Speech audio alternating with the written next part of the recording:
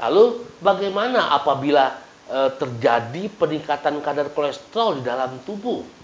Apa yang harus kita lakukan, teman-teman?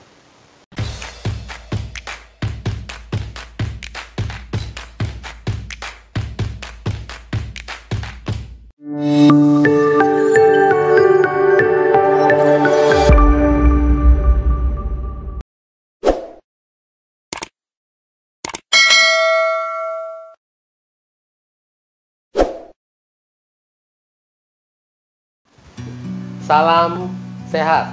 Selamat datang di Dr. Ferry TV. Bersama saya Dr. Ferry Juliawan.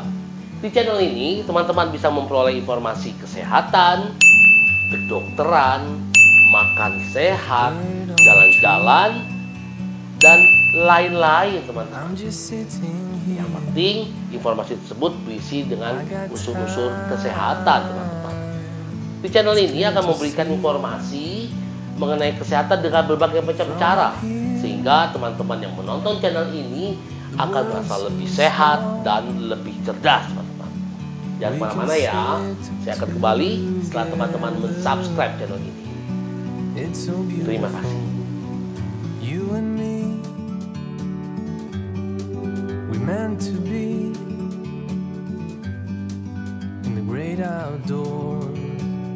Terima kasih buat teman-teman yang sudah subscribe channel ini. Welcome to Dr. Ferry TV. Teman-teman tahu ada 3 jenis kolesterol. Saya yakin teman-teman sudah ada yang tahu ya mengenai jenis-jenis kolesterol. Yang pertama disebut dengan LDL atau Low Density Lipoprotein, atau yang sering dikenal dengan kolesterol jahat. Kenapa sih disebut kolesterol jahat, teman-teman? Dikatakan sebagai kolesterol jahat karena memang jenis kolesterol ini dapat menyebabkan penyempitan pada pembuluh darah dan dapat menyebabkan terbentuknya plak. Ya, jadi plak itu bagian kolesterol yang melekat pada dinding pembuluh darah, teman-teman. Itu dapat membuat pembuluh darah menyempit dan dapat menimbulkan kerusakan atau kelainan dari organ-organ tubuh yang lain, teman-teman. Lalu jenis kolesterol yang berikutnya adalah HDL. Tadi yang pertama LDL, yang kedua HDL, yaitu High Density Lipoprotein atau disebut dengan kolesterol baik. Kenapa juga disebut kolesterol baik? Karena jenis kolesterol ini dikatakan sebagai kolesterol yang mempunyai fungsi untuk mengambil kelebihan kolesterol dari sel-sel jaringan tubuh untuk dibawa kembali ke hati atau ke lever, lalu diproses atau dipecah dan akan dikeluarkan melalui tubuh, teman-teman. Itu kenapa dikatakan sebagai kolesterol baik. Lalu ada yang namanya trigliserid, teman-teman. Nah, jenis kolesterol ini merupakan jenis kolesterol yang umum yang terdapat di dalam tubuh. Trigliserid berperan sebagai cadangan energi. Biasanya diperoleh dari makanan di dalam tubuh. Nah, trigliserid akan dirubah menjadi lemak.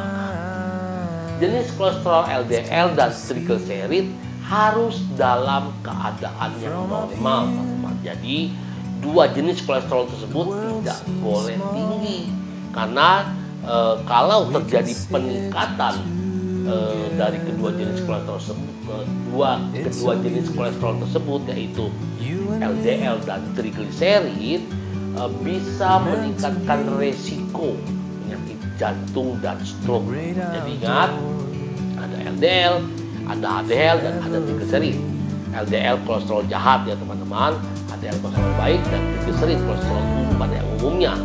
Nah, yang harus dijaga tidak boleh tinggi adalah LDL dan trigliserid. Lalu bagaimana apabila terjadi peningkatan kadar kolesterol di dalam tubuh?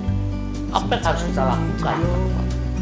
Yang pasti, apabila kadar kolesterol meningkat dalam tubuh, langkah pertama harus segera menurunkan kadar kolesterol tersebut agar tidak terjadi kerusakan pada organ-organ tubuh yang lain.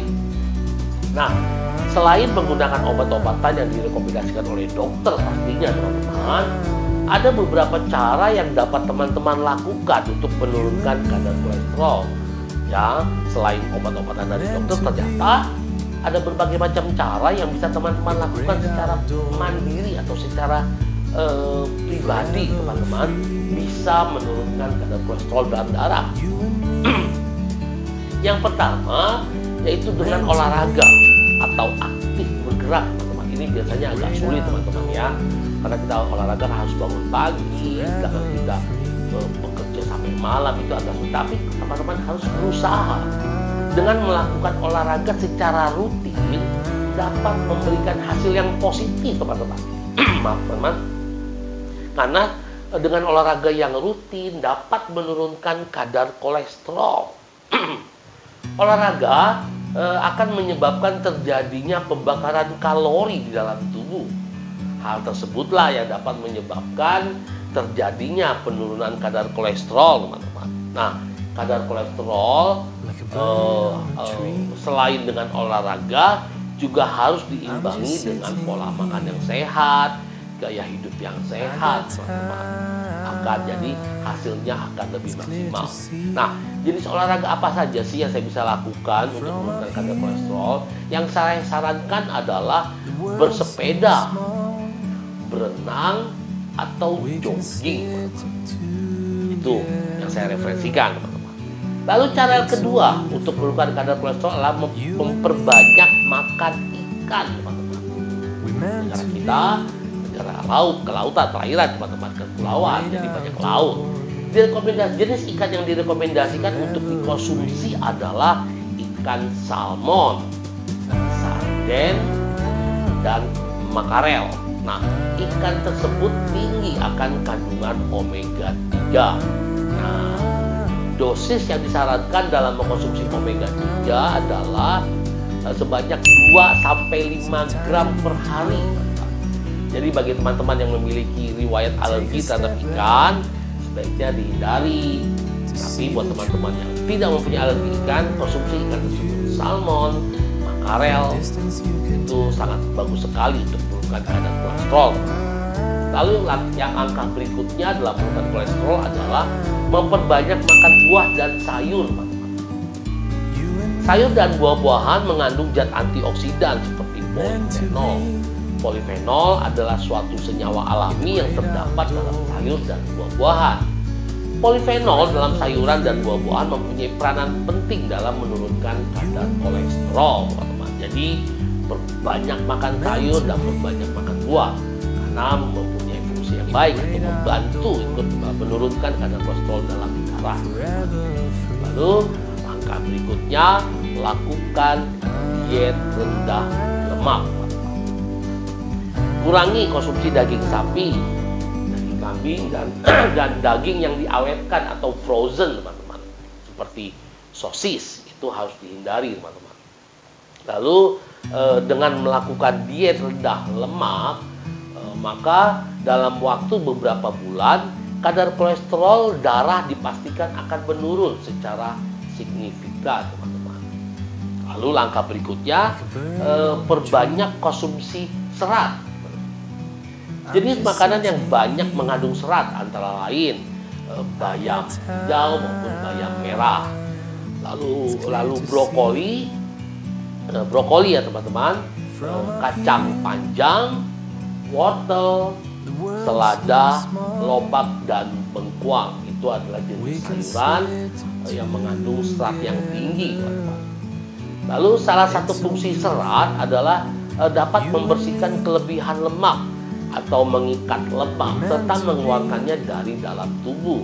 Jadi teman-teman masukkan makanan-makanan yang banyak mengandung serat ke dalam menu sehari-hari. Lalu langkah berikutnya untuk membantu menurunkan kadar kolesterol adalah hindari stres.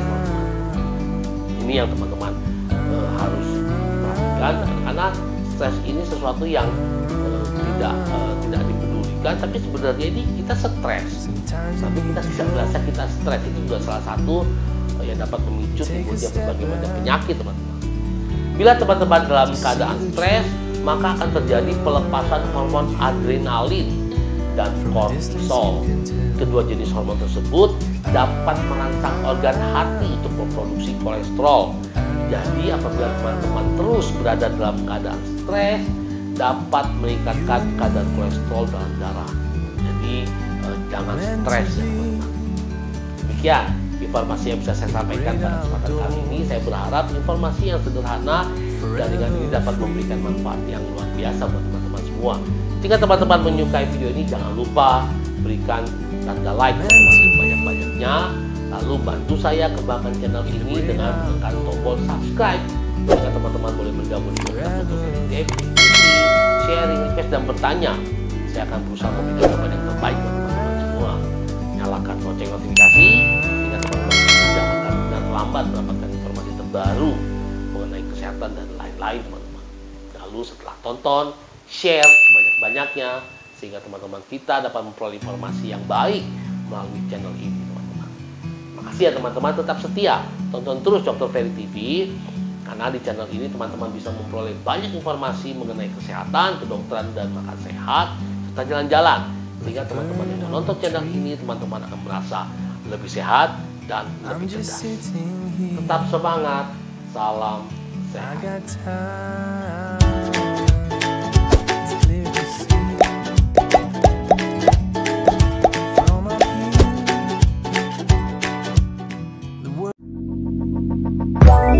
Let it go, make my body go. Make our bodies high.